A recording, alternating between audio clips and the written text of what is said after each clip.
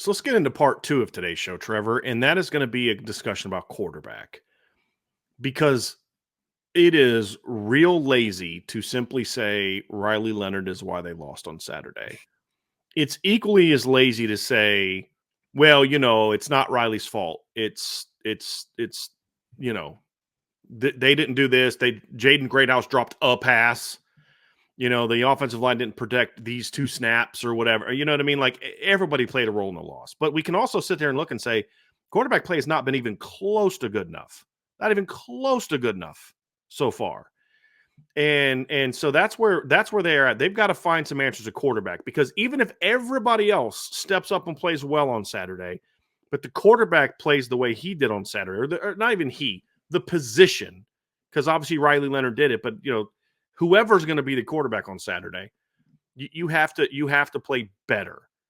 People say, well, these guys that they're handling this, they're doing all, quarterback's playing bad, hurts this. And a lot of that's BS. You could do your job no matter what, but there does come a point in time where they're also human beings. And when a quarterback continues to make mistakes, it's kind of like, man, and it's true for a quarterback when an O-line keeps letting guys through. It's like gets to a point where it's like even when you're not getting pressured, it's like your internal clock has been sped up. And you've got a receiver that keeps dropping the ball. You're not going to throw him the ball because I'm sick of this guy dropping balls. You know what I mean? So that's human nature. You got to work past. But as coaches, this week they have to right now find answers at quarterback. And I wrote an article today about this. And this was before the quote-unquote news about Riley Leonard came out. So just so you guys know, I've seen the tweet about Riley Leonard having a labrum issue on his left shoulder, and that he's still expected to play. I've reached out to people at Notre Dame. They have simply said that he's not on their injury report, and he'll be a full participant in practice and is expected to play. That's all they'll say. So I said, is it a false report? I've told you everything that I can tell you. So what that tells me is he is injured, but it's something he can play through. I don't know how I feel about that because you've got a mobile quarterback who now has a banged up shoulder. So I don't know what's going on with Notre Dame. I don't know what the plan is, but let's just kind of work with they're going to play him. Because if they're going to play him, then the answer doesn't change of what I discussed in the article. Notre Dame has three options, Trevor, and we're going to break down each one.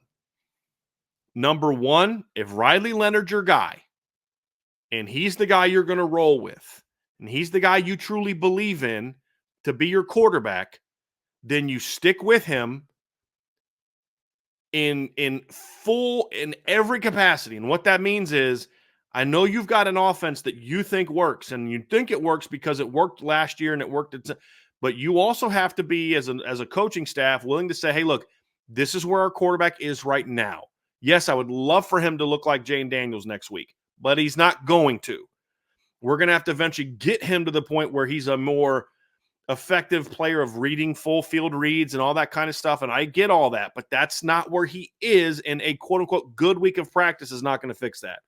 What you're going to need to do is you have to lean into him and build around him. We'll talk about what that looks like. Number two is if he's not the guy and you're not willing to alter your offense to fit him because you don't think he's good enough for you to do that, then you need to make a change. And then there's two options within that change. Number one, and this is number two overall, is go with the temporary fix of just put your backup quarterback in the game. And that's Steve Angeli. Put him in the game. He started the bowl game. He played a lot last year. It is what it is. We'll get into specifics of what that looks like. Or number three is, okay, it's time to turn the keys over to the future.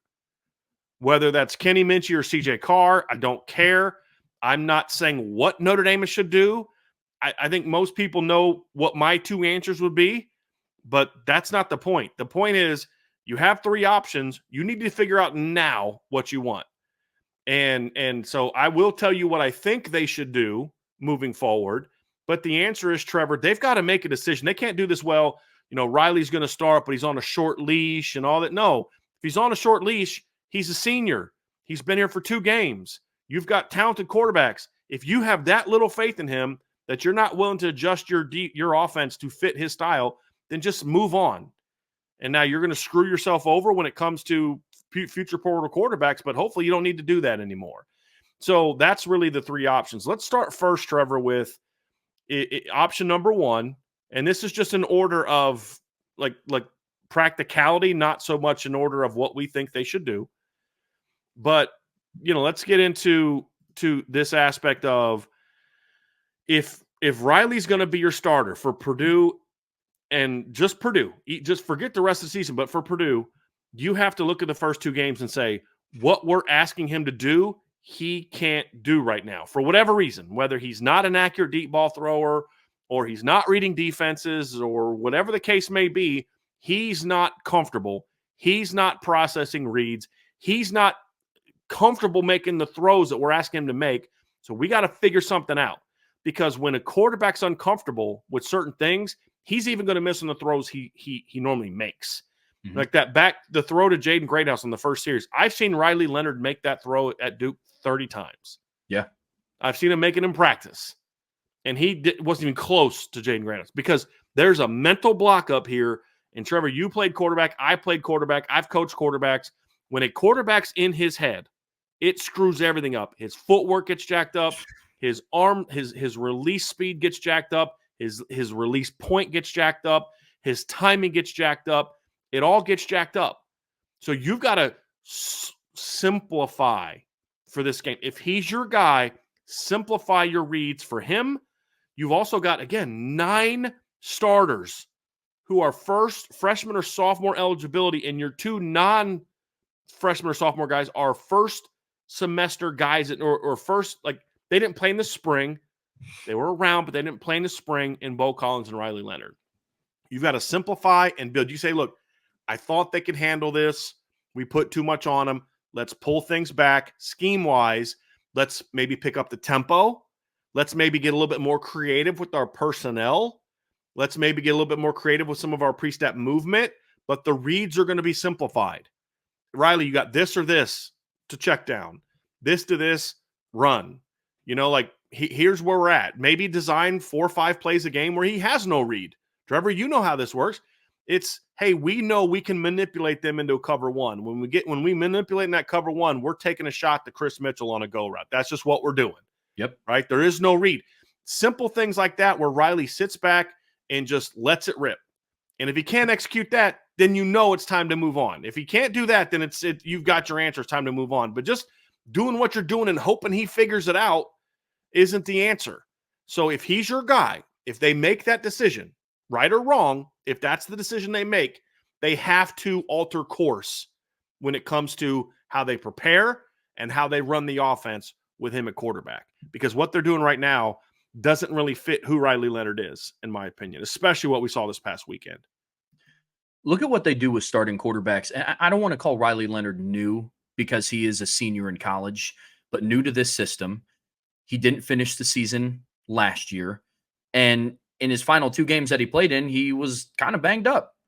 So, I don't want to label him as a new quarterback, but the way that I would go about Riley Leonard from a game-to-game, a week-to-week basis is how I would treat a rookie quarterback in the NFL. You're not going to go ask Bo Nix for the Broncos, or you're not going to go ask Caleb Williams for the Bears to go out and make multi-level reads that you would ask a Joe Burrow or a Patrick Mahomes of. One thing that I want to see is, one of the easiest things to do for a quarterback to get them comfortable, get him outside of the pocket. Roll him out a little bit. Get him in some sort of rhythm. That is the one glaring issue that I've seen from Mike Denbrock, is there seems like there has been no issue to try to get Riley Leonard into a rhythm. And that starts with getting your tight ends more involved. Yes, I know Mitchell Evans is banged up. You're going to tell me that Eli Raridan and Cooper Flanagan are that bad to where they can't get involved more in the passing game? I don't believe you. I don't. There's been no attempt to try to get the tight ends in the run or involved in the pass game. And no, I'm not talking about having, Riley Leonard had a couple of good deep in routes to Mitchell Evans. And that's not even what I'm talking about. Get Riley Leonard out of the pocket and have a tight end flare out into the flat. Something. Get him in a groove. They ran play action once on Saturday. And you're asking your quarterback to go drop back 36 times and pick apart a defense, which is something that he didn't show that he could do in week 1. So for me, if Riley Leonard is going to be the guy, you almost have to take a step back and say, what can we do early to get him in a rhythm? Roll him outside of the pocket. Simplify your route concepts. Run simple high-low reads. Yeah. Run a slot corner with an underneath hitch. Yeah. Everything is a vertical stretch right now, Trevor. Everything is left to right ISO routes. There's not a lot of vertical stretch concepts like you mentioned, high lows, things where like, hey, if they're bringing pressure, I've got Chris Mitchell running a cross route against a corner who can't run with him, or I've got Bo. Exactly right. Like everything is geared towards full field reads, and a lot and full field reads tend to be the vertical routes, which is actually a horizontal stretch. A horizontal stretch is when stuff that you're running, all stops, all goes, things like that, where you've got to kind of go left to right, right to left, whatever. And it's sort of one-on-one ISOs. Vertical reads, just so people understand, is more of a low to high, high to low. So you're reading vertically, even though the it's not about the route concept, because all verticals is a horizontal stretch, is a horizontal read. Mm-hmm. Right? So a vertical read is more like smash, flood concepts, high lows, post with an over coming underneath, with a slide. That's a vertical read. To your point, they're not running much of that. There's a couple things like the Jaden Greathouse over route was that. There's a couple of those, but maybe some of those things are needed. You need a little heavier dose of that in hopes of getting your receivers running different ways. I found as a quarterback that stuff can be a little bit easier to complete outside of, just the more like the vertical stuff. You got to be a little bit more precise on as a passer, right? Well, right now, Riley Leonard's not doing anything precise. So do some of this stuff that gets you going, Trevor, to your point, because those are things as a quarterback that can slow your mind down. And that's really what you and I are talking about is it's slowing his mind down, because the more reads he has, the more he feels he has to rush through them. And you can see it on the all 22. You can see him go boom, boom, boom. Like he's not reading anything. Yeah. I mean, look at the additional hitch steps that he's taken on that. I forgot what quarter it was in, but it was when he was about a yard behind, 2 seconds too late on that deep in route to Jaden Greathouse. That trigger should have been pulled in his break, right? And it was just that last second, like, I want to throw this. I know he's open. I know he's going to be open. I'm going to sit on it for a second. Throws off your timing. When you're a quarterback and you are put in a favorable matchup, the route concepts that are being ran are isolating one specific defender. Like I said, on a high low, slot corner, boundary hitch type of read, it simplifies your read as a quarterback. That's the stuff that can help get him in a rhythm. And then you can start chunking away at, all right, now let's start looking at longer developing plays. And I know this isn't really the topic of conversation here, but not only will that get your quarterback in a rhythm, that will get your offensive line in a rhythm as well. And then it's kind of that domino effect of, okay, now receivers are starting to get confidence because they know they're getting targets. But it starts with the quarterback. It starts with getting Riley Leonard in that rhythm and slowing down his mental process. Because I remember my first game starting, it was nowhere near starting in Texas A&M and being at Duke or anything. But when you're a 16-year-old kid starting in front of 8,000 people, to you, that's the show, man. That's it. And what my coach did not ask of me is to go run, a multi-layered read and, testing my ability to step up in the pocket. And for those of you who don't know, I'm not a mobile quarterback in the slightest. I can't escape the pocket, even if I wanted to, and ran track for 4 years. It's just not in my repertoire. But you have a quarterback in Riley Leonard who can, which even begs the question even more to roll out in the pocket. You want one of his, maybe tertiary reads, his third read, to be running the ball, something that he's good at. Nothing easier than getting him outside of the pocket and rolling protection with him and seeing where he can take it from there. And then you just start to chunk away to see. And to your point, man, if he can't do that, then it's time. but you can't overload this kid's plate with no practice in the spring, no Right. real legitimate reps in the spring. And say, here's the keys to the entire offense. I'm expecting you to go run everything. And I just don't think it'd be giving him a fair shot to say, well, you weren't able to run our offense to its full effectiveness, even though we didn't really do our due diligence as a coaching staff to put you in a position to be successful. And now we're going to yank you, because that is where you are setting your quarterbacks up for failure. That's where I don't agree with the short leash stuff. If you're going to pick a guy, that has to be your guy. And I will be looking to see on Saturday if they do those things to get him in a rhythm early. Get the ball into your playmakers' hands. And no, that doesn't mean sending Jaden Greathouse on a seam route and you're asking him to fit it in between the underneath linebacker and the single high safety. That's Build to that. Build to 100%. that. Easily. That's what we're saying. Build to Yes. that. You Yes. want him to be able to make those throws, which you're going to need to be able to make those throws to beat Louisville and to beat Florida State and Georgia Tech and USC and Georgia and Alabama and all these teams that right now we're not even worried about. It comes down to this, man. You've got to build to that, because it's just this. Look, like somebody said in the chat on Saturday. I said, look, I have no problem with them calling a 2nd and 1, but they needed to call something a little simpler. And somebody was like, "Oh, that's a stretch," and he needs to be able to read. And I said, "Yeah, he should be able to read that, but whether or not a guy should doesn't mean that's your present reality. As a coach, you have to deal with your present. If you call a play knowing a guy has to make a complex read, when all game he's been struggling to make complex reads, that's not a him problem. That's a you problem. You have to recognize that as a coach and adjust. That's the key. And so that to me is where I'm at with this, Trevor, is you've got to kind of start over again. And here's the thing. If he's injured to the point where I don't know how much you're going to be able to run him, it's especially important that you do this stuff, because you don't have that running threat anymore. You now have to make sure that you get him comfortable in the offense. Yeah. And honestly, if he does have a hurt shoulder, I would not play him this weekend. I wouldn't, because you're setting him up to fail, in my opinion. He comes out and struggles throwing, and you can't, because like normally to get him in the rhythm, he's even said it, he likes to run and get hit.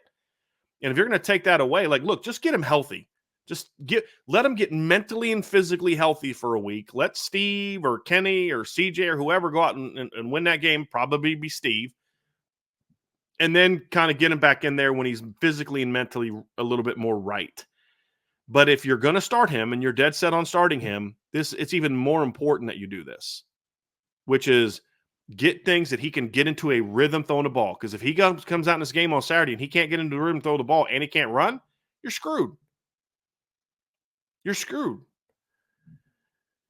So that's kind of it. It's imperative no matter what, but it's even more so if he can't run the way that you'd hope for him to be able to run. Absolutely. And that's where you go. And look, and just some of you just stop with the whole they can't bench him because of NIL. There's no contract that says a guy can't be benched. There's not, just stop. This is what I'm talking about. We're going to have a grown-up conversation, not this nonsense. Oh, they can't play him because they're paying him NIL money. Notre Dame is going to lose a lot more than what they're paying Riley Leonard if they keep losing games.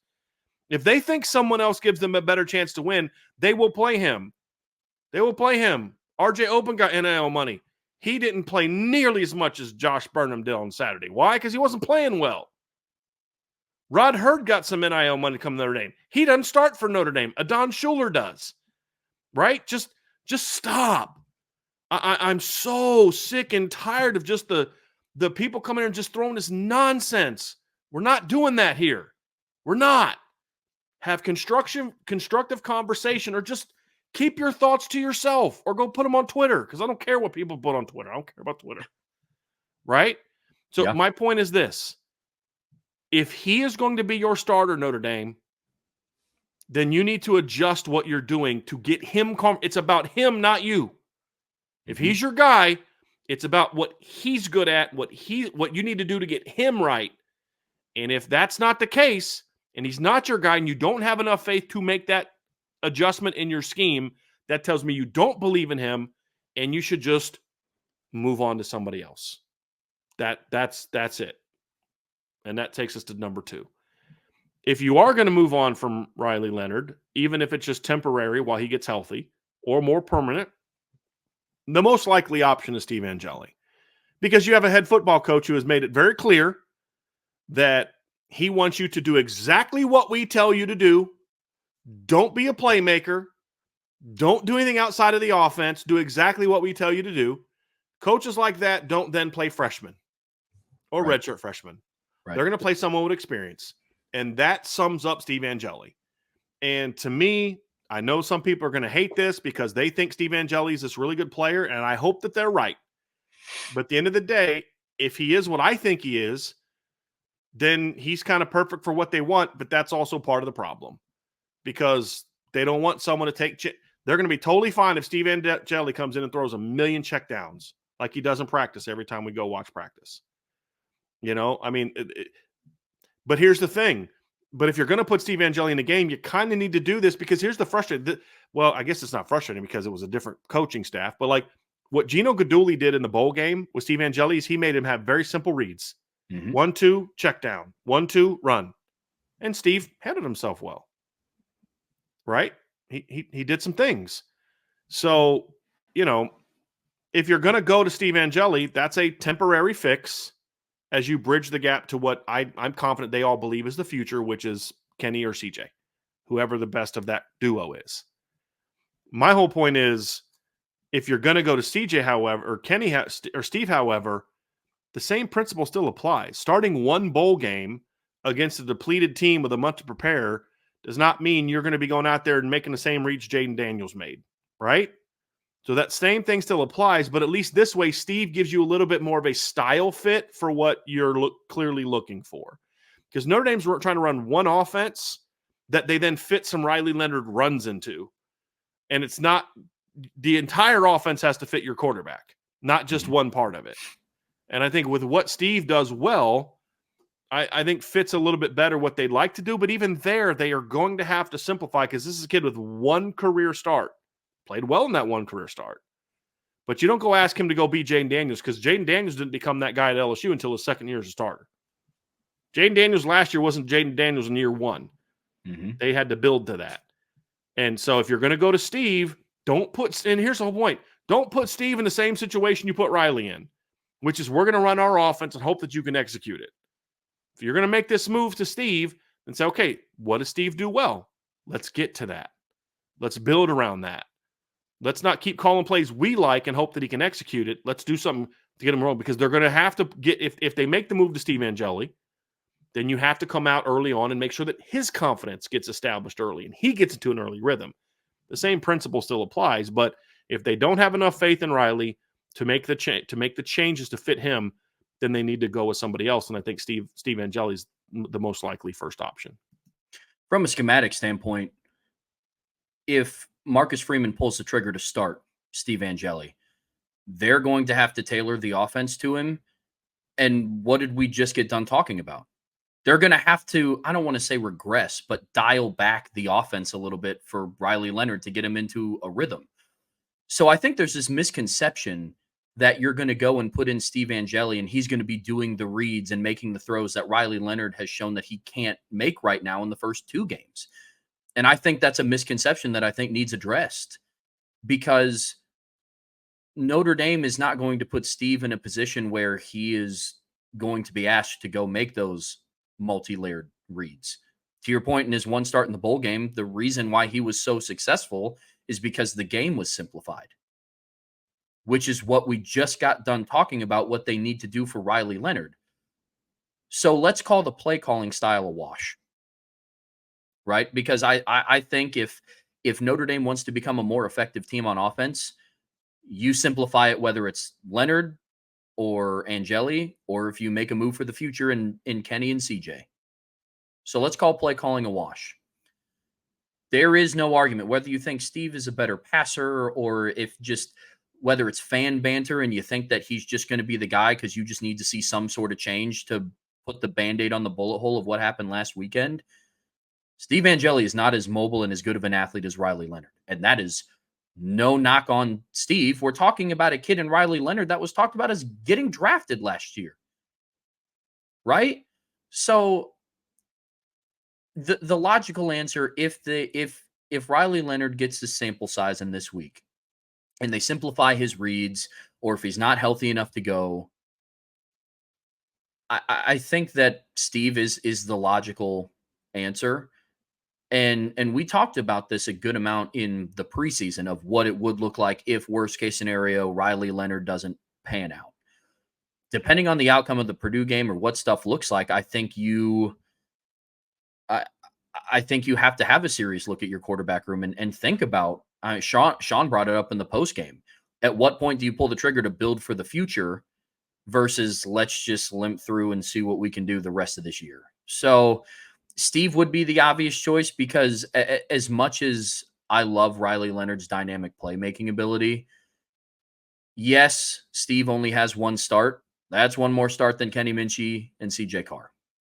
And that's the reality of the situation. So then if you get to the point where you do believe that Steve is the guy, you're putting yourself in a spot where the offense is going to have to be simplified regardless.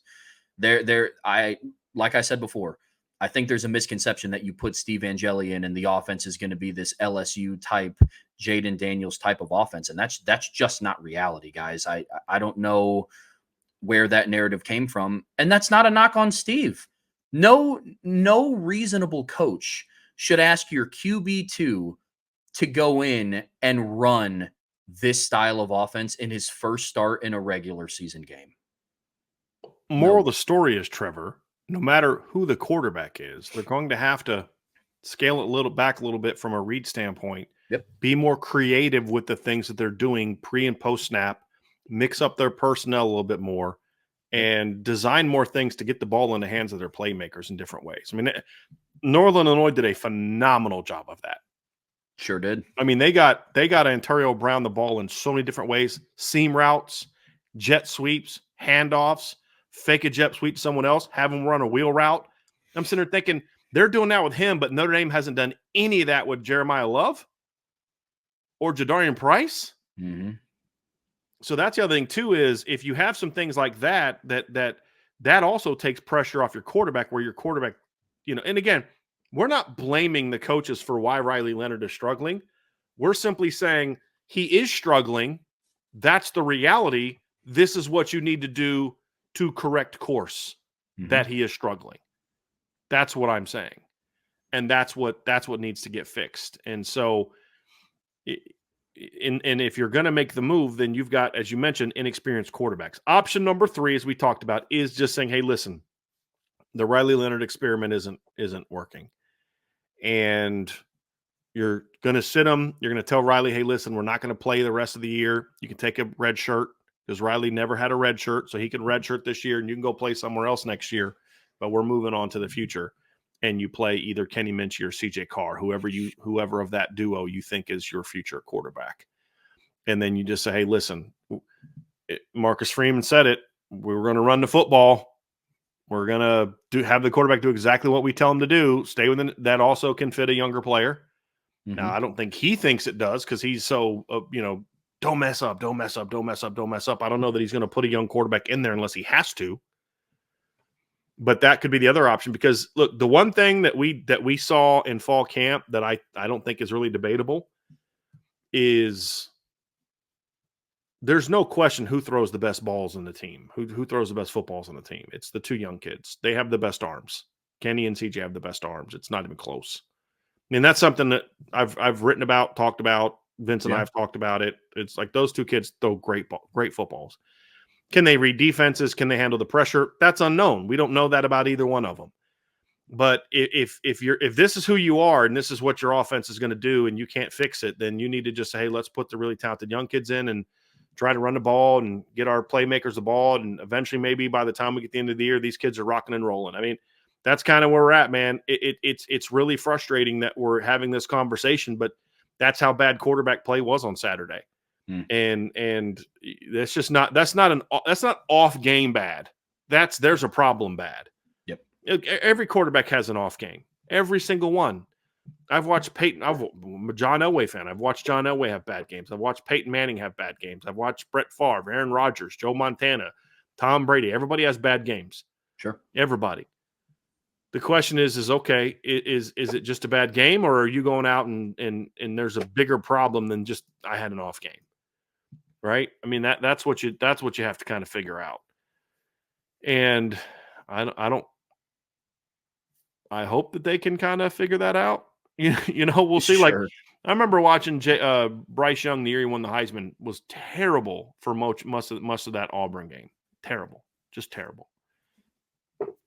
But you were kind of like, dude, the game before he had 559 passing yards, and the game after he threw for 421 yards, 3 touchdowns in the SEC title game against Georgia. Like he's fine. Yep. He just had a bad game. Sure. That's not what was going on Saturday with Riley Leonard. There was something clearly not clicking, and he had no confidence in himself. It wasn't like he was off. Clean up your footwork, clean up your release point. He was mentally, and I broke. I mean, you saw the video I did on the site. I showed that he was missing this stuff against A&M as well. Mm-hmm. Just thought they'd clean it up and get it figured out, and it got worse in week 2.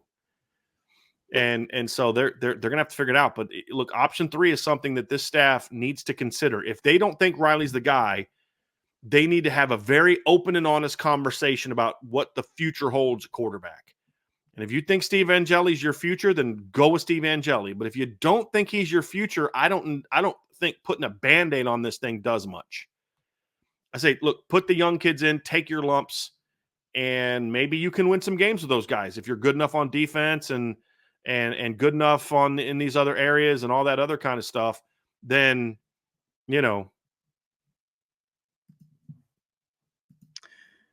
I think make that move. Sure.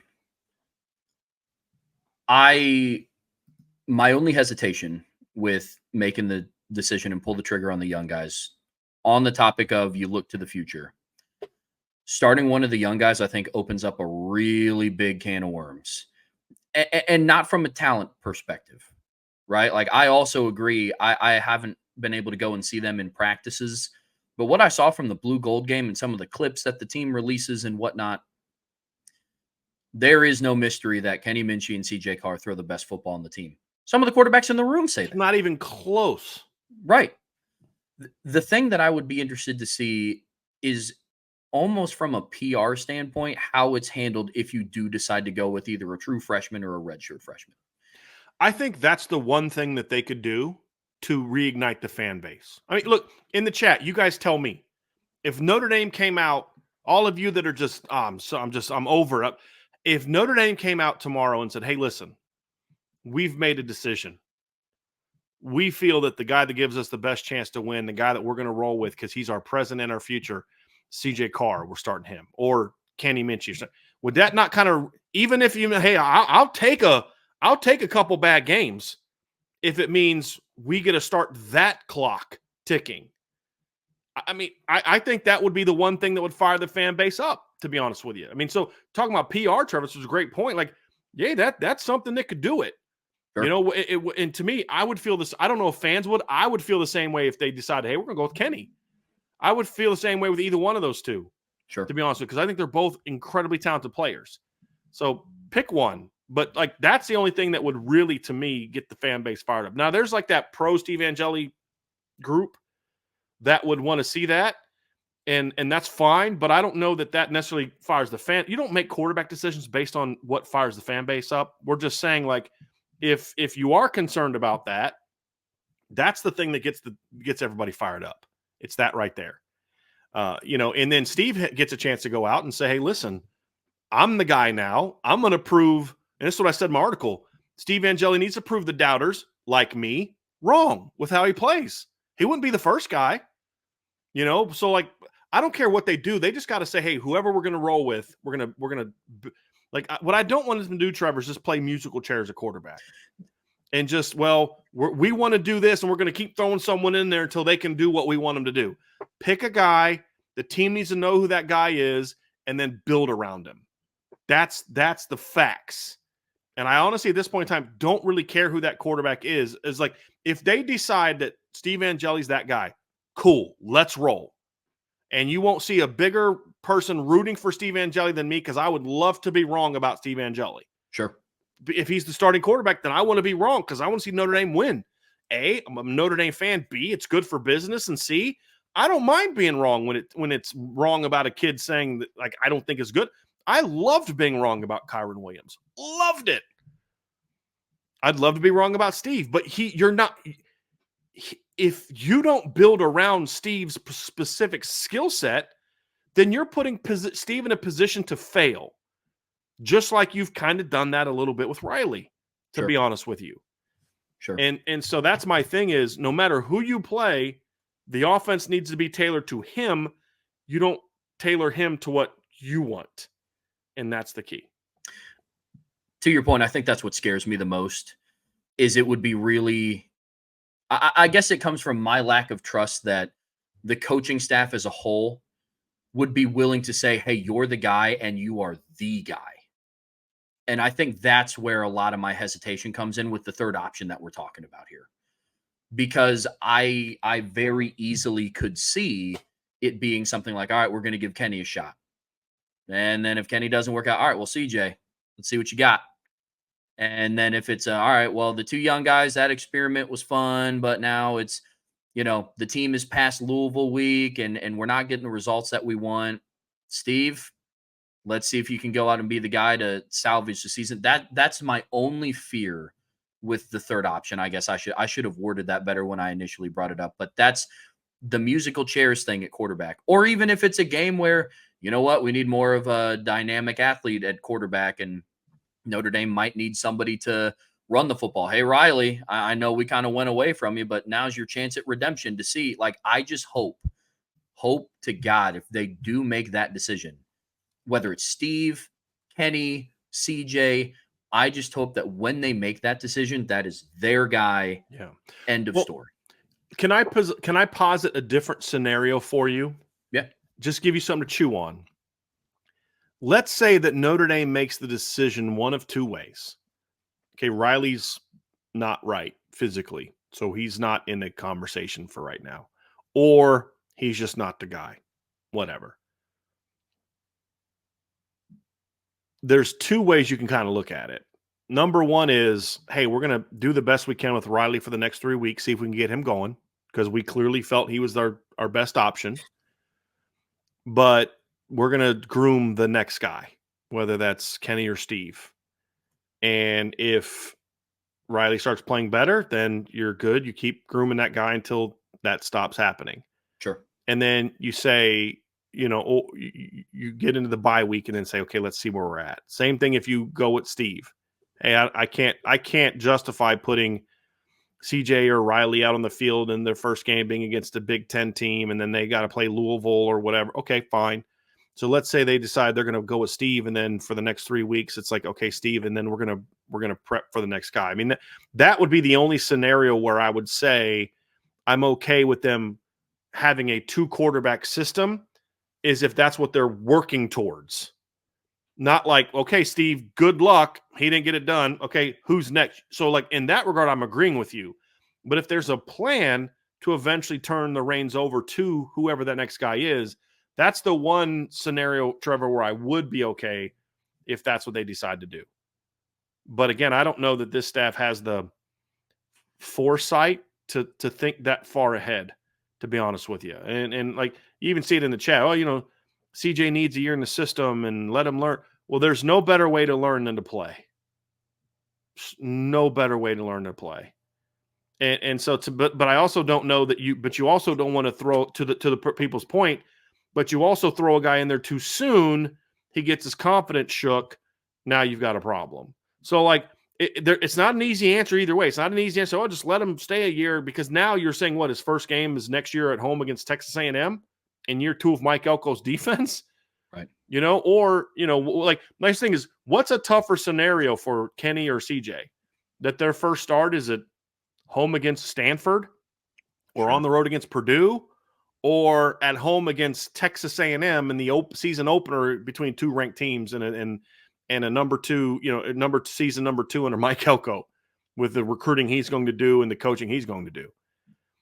So those are the different things that I look at and say, but here's the thing. It all comes down to have a plan. Yep. Have a plan to get the most out of your quarterback room. And that's what this all boils down to. Have a plan. Don't just, this is our offense and hopefully you guys can figure it out. Have a plan to say, this is what we need to do and this is where we have to get with it. I think, and this goes back to the conversation we had earlier, the biggest issue with the offense right now is lack of consistency. And so whatever quarterback they deem the best fit to be out there needs to give them the best chance at being consistent. And where my fear lies with that, and it sounds like you and I are on the same page with this, is then if your quarterback room starts being inconsistent in that how you decide to play them, if the entire root of the offense is inconsistent, that's where my concern starts to come in. But I do think that there is a very viable scenario where you look to the future and you say, you know what, like, regardless of what happens, and I don't want to think too far down the road or get, the cart too far in front ahead of the horse here, but, you know, people talk about the transfer portal all the time. No matter what move that you go with, like going into next year, like somebody is like odds are just the way that the state of college football is, somebody's going to leave. And so that'd be another task for the coaching staff is accepting that depending on who you go with, you're going to lose somebody. Yes. So go with what's best for your football team, right? If you know you're going to lose Steve because you put Kenny or CJ in, then if that's what you think is the best present and future move, then do that. If you think somebody's going to leave, one of the young guys is going to leave because you put Steve in, if he's your best guy for now and the future, then you make that move. Yep, 100%. You know, my hope, what I would do, and we'll kind of wrap this part up with what I would do, Trevor. Yeah, is because I actually kind of think we talked a lot about what the offense needs to do. We'll talk a little bit more about that, and then the defense. So that is the next section. But wrapping this part up, to me, if you want to know what I would do, it's my personal opinion. If Riley Leonard is healthy to play, I would still go with Riley Leonard because I still think Riley Leonard at his best still gives this football team in 2024 your best chance to win. Yep. So what I would do is I would lean into what gets Riley correct, because here's the thing. In some ways, this shoulder injury, if you handle it right, could be a blessing in disguise for him, because it forces you to really get nitty-gritty about what makes him successful as a passer. You can't build around his run game anymore. Right. You got to really say, okay, he's our guy. This is the stuff he's comfortable with. We're going to do this. We're going to do that. The stuff you and I talked about, we're going to move the pocket. Here's a thought. Last I checked, they didn't outlaw play action passes. So you're still allowed to do those. Notre Dame, that's still allowed. You're allowed to move the pocket. I thought they might have banned it, but then I watched Northern Illinois do some bootlegs on Saturday, and they didn't throw flags. So I was like, oh, they must still be allowed to run bootlegs and stuff. And those kind of worked pretty well for Northern Illinois on Saturday. I hope people are picking up the sarcasm. I didn't actually think. Some guys like Driscoll thought that they banned bootlegs. Idiot. But like do some of that, because you know what's great about bootlegs? It's a real simple read. Got that run. That's it. But that and that's off of the same guy. If this guy comes up, I throw that. If this guy goes back, I throw this. And if he tries to play both, I run. You know what I mean? Like, yep. So it's multiple options, but it's off of basically one read. Do some of that and try to get Riley going. And if he doesn't get going, what I'm doing in the meantime is we're sitting down as a staff, and we're having some real thorough, long conversations about who's our future. Yep. And consequences be darned, to your point, Trevor. That's our future. That's our future. We have to accept the fact that somebody's going to leave if we think this guy's our future. Totally. And that's somebody's going to leave, whether it's Steve, Kenny, or CJ. I personally think Kenny or CJ gives them the best chance to win long term. Whoever that is. I think CJ is the best of that group, but if Kenny outplays them, significantly outplaying them right now, okay, cool. I'm comfortable rolling with Kenny as well. I think they're both excellent players.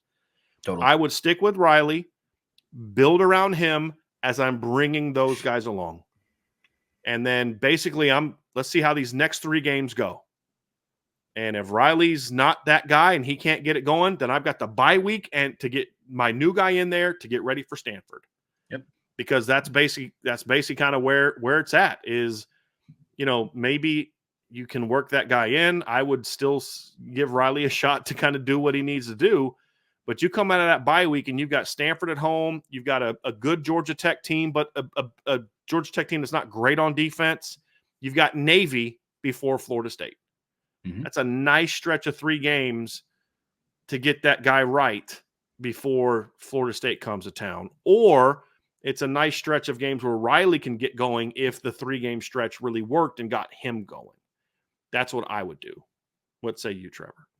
I agree. I wanted to pose this question back to you because I'm curious on what your thought is here. Oh, I like that. Most guys don't do that. I'm digging that. Let's do it. Bring Yeah, it. yeah. I'm curious because we looked at Notre Dame got the win against Texas A&M despite subpar quarterback play from Riley Leonard. What situation do you have? Because I am all for giving Riley Leonard a shot to prove that he can be the guy and be effective in this offense. Notre Dame, just from a talent perspective, looking at the entire team as a whole, is talented enough, even if Riley Leonard has a bad game, to beat Purdue and beat Miami of Ohio. What happens if Riley Leonard in the next 2 games does not play where you need him to with a simplified offense, but Notre Dame still wins? How do you evaluate it from that standpoint? What are your thoughts there? Because to me, the answer gets a lot more simple if Notre Dame drops a game to Purdue because of quarterback play. Sure, there will be more issues than just Riley Leonard being the issue for Sure. why But it's made very easy to go with your future now. Totally. But if I they don't- yeah. win Yeah. and they win these next 2 games, but you're still looking at it of, does Riley give us the best shot to beat Louisville and Florida State and USC? What do you do in that situation? So basically, if you come out this weekend and he doesn't play well, But still win. but you still win, Mhm. I would still I'd have him start against Miami of Ohio, and I wouldn't tell him this, but I would kind of have my next guy kind of mentally ready to go. And now that he's got the injury, it's perfect because you can say, look, we got to make sure this guy's ready in case you can't play. Your shoulder's banged up. Sure.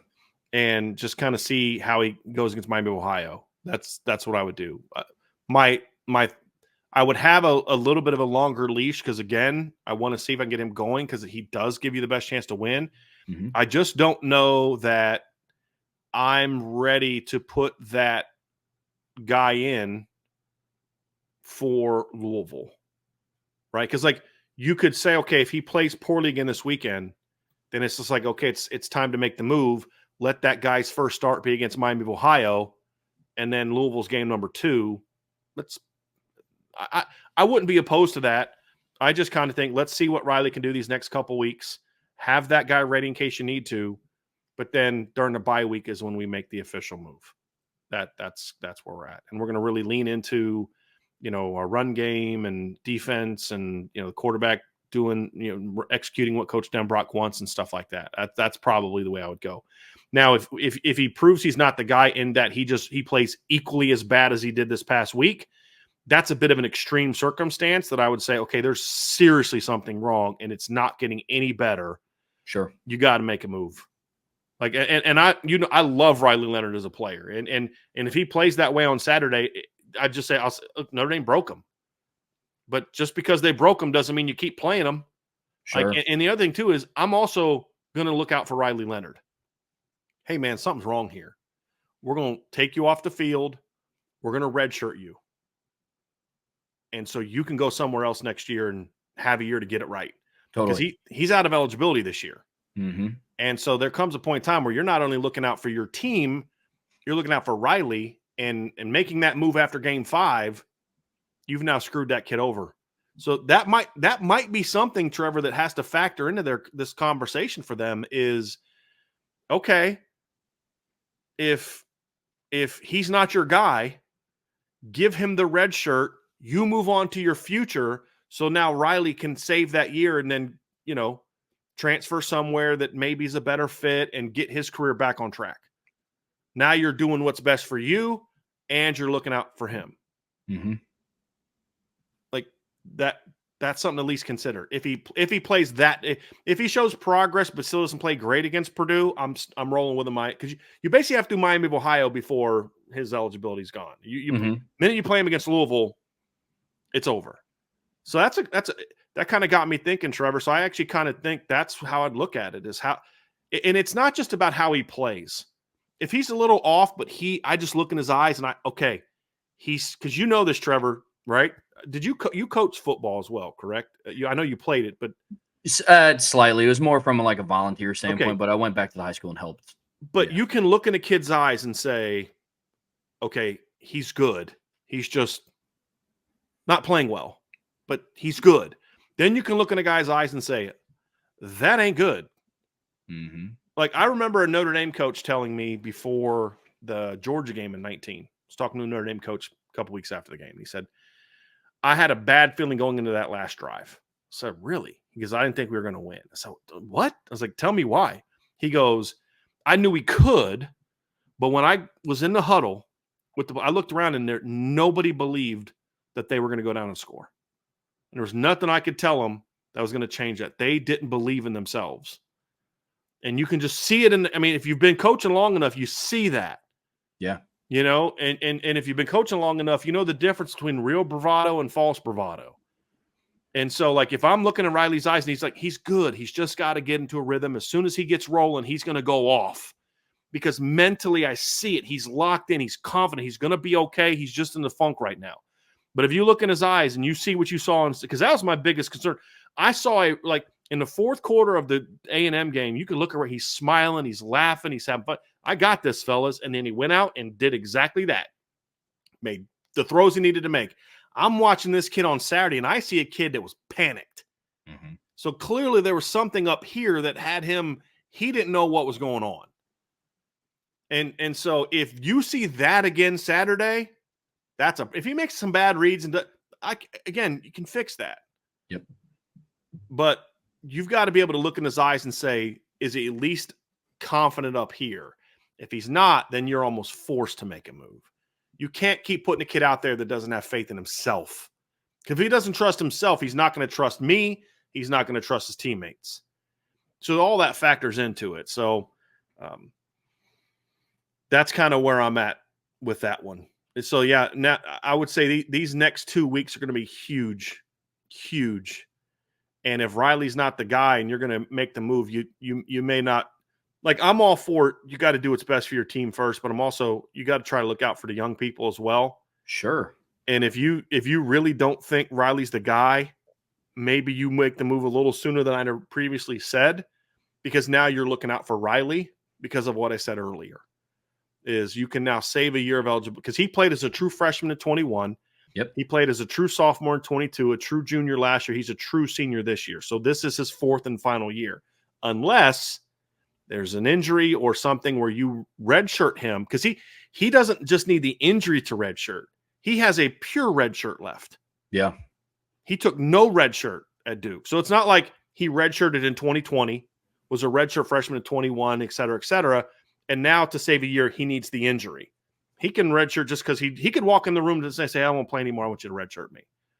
And they'd be able to redshirt him. Yep. So yeah, if the look's not there in the next week, then I think you have to start seriously having a very long conversation with him about his future, and say, hey, look, we thought about trying to ride you through the Louisville game, but we think we're ready for a change, and we didn't want to play you 5 games in, and then you don't have an opportunity to come back and play for someone next year. So I'm not talking about redshirting him and having him be at Notre Dame again next year. I'm talking about redshirting him and giving him a chance to go somewhere else. I think that would be the right thing to do if he doesn't bounce back. The ideal scenario is that Riley bounces back, yes, and he gets back to being the Riley Leonard that he was. Totally. That's the ideal scenario for me. That's the perfect world situation for me. But if he doesn't, then you've got to think long and hard, because at the end of the day, Trevor, the whole point of this conversation is you need to get this position rolling. It's going to help this football team. It's going to help next year's football team, and it's going to be huge for recruiting. You've got to get this team rolling. And right now, you can fix a lot of if you fix everything else about Saturday and the quarterback plays poorly, you still beat Northern Illinois. If Riley Leonard plays as bad as he did on Saturday, but the receivers play better, the play calling is better, the defense plays better, they win. But it doesn't change the fact that quarterback is going to get you beat at some point. They didn't lose that game because of Riley Leonard, but if everybody plays great and Riley Leonard plays that well against Louisville, they're going to get beat. Like, or how well the defense plays. And so you can't keep playing like that. So you've got to get it fixed. And just throwing out Steve Angeli and doing the same crap you did with Riley Leonard is setting Steve up to fail, just like it would be setting Kenny up to fail or CJ up to fail. You've got to be more willing to say, we've got to adapt to what our talent's really good at right now. Yep. And I don't know that they're doing that. They're not doing that with Chris Mitchell. They're not doing that with Riley Leonard. They're not doing that with Jeremiah Love. They did it a little bit against Texas A&M. But right now, your three best football players on offense, and you tell me if you disagree right now. Now, taking Mitchell Evans out because he's not a full-time player yet, although he did play a lot more on Saturday. But like just outside of Mitchell, your three best players are very clearly, very obviously, very just not even just a discussion. Jeremiah Love, Bo Collins, and Jadarian Price. Yeah. Now, you need – actually, you know what? Let's save that for the next segment.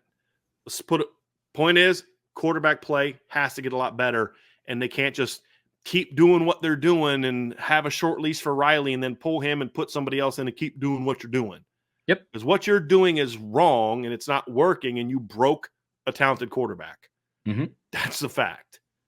And so an altering of course is needed no matter who your quarterback is. Sure. And that's where I'm at. Yep. I'm in the same boat. You can't definition of insanity is doing the same thing over and over again and hoping for a different result. And something has to change. With the quarterback position specifically, you need to do things no matter who is under center to simplify the game for them. And that's the common theme. That doesn't mean only throw screens and only hand the ball off of inside zone. There are things that you can do creatively within that style of offense to get your quarterback into a rhythm. But it's not as simple as, well, we need to get the ball in the hands of our playmakers. Bo Collins is one of them. We'll just throw him a now screen. Why? Got to get the ball in the hands of Jeremiah Love, so we'll just run inside zone until he does something immaculate and breaks one open. But I know we'll dive into that here soon. For the quarterback specifically, what they need to do is, one, I'm with you. They need to give Riley Leonard more of a shot to be successful, not more of a shot to be the starter. Right. Yes. They need to do things that favor his skill set and do things to get him in a rhythm that he's comfortable with. Yes. And whether that's Riley or whether that's Steve or Kenny or CJ, I think that narrative is the same regardless. Or else you are putting young guys in a position who will definitely fail. I can kind of understand why, you gave Riley Leonard the keys to this very expensive car and you're like, we expect that you'd be able to run this offense to its full capabilities. But now we're going to see what adjustments you can make as a coach, right? To say, hey, this is where we thought he was going to be. Riley's not there yet. Here's our answer for this. But if you go out and you do the same thing and you're just expecting that miraculously in 6 days, Riley Leonard is just going to get better, that's crazy. And that sets him up for failure. But that's how I wanted to ask you that, because, and I love where you took it with the redshirting thing. Because at the end of the day, Riley Leonard was voted a captain of this football team by his peers, by his players. So he is a well-respected kid, and knowing that the program did him a service of, you're not our guy, but that doesn't mean that you can't be somebody else's guy. We're going to redshirt you. Still gives him the opportunity to be around a team and groom some of the younger guys if they do take that route. But yeah, in a whole, in looking at this in a vacuum, simplify the offense, get your quarterback in a rhythm so he's then comfortable, then start chunking away and open up the offense from there.